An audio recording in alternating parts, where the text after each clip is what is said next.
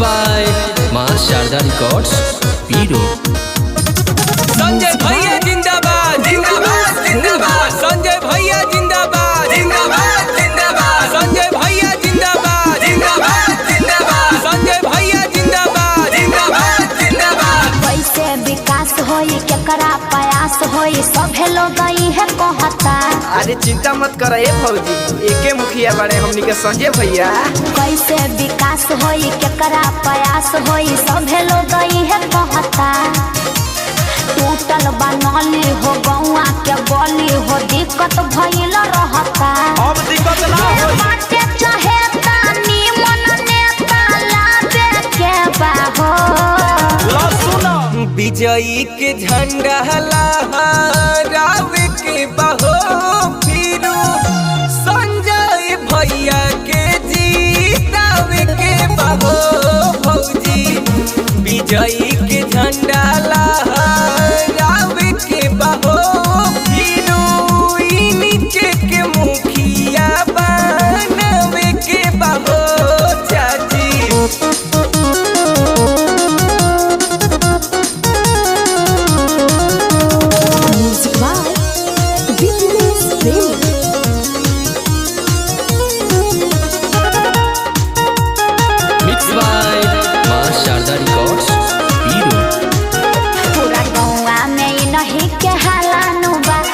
कहता टोला मुहल्ला नुबा, अरे इनके लहर बा।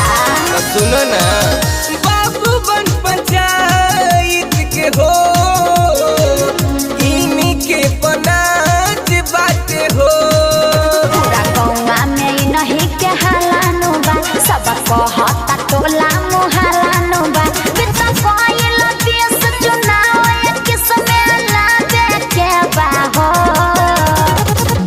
संजय भैया के जीतावे के बहो भैया, इनही के मुखिया बनावे के बहो भैया। विजयी के झंडा लहरावे के बहो फिरू, इनके के मुखिया बनावे के बहो चाची।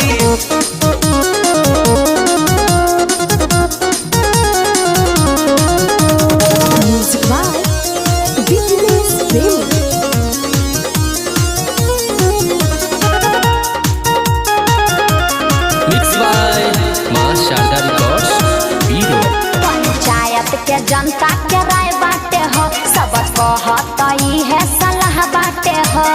अरे काहे न सबे कोई विकास भइल बा, कोइले विकास बाड़े हो, सब लोग साथ बाड़े हो। पंचायत के जनता के राय बाटे हो, सब करता है सलाह बाटे हो। कहे राहुल संजीव सबके ई बतावे के बाहो।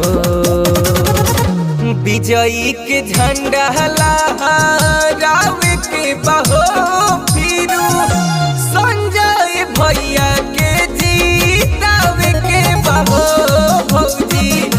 विजयी के झंडा लहरावे के बहो फिरू, इनके के मुखिया बनावे के बहो। कैसे विकास होई केकरा प्रयास होई सभे लोग है कहता।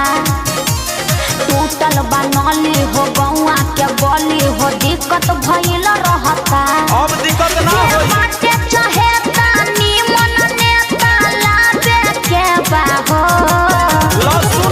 विजयी के झंडा लहरावे के बहो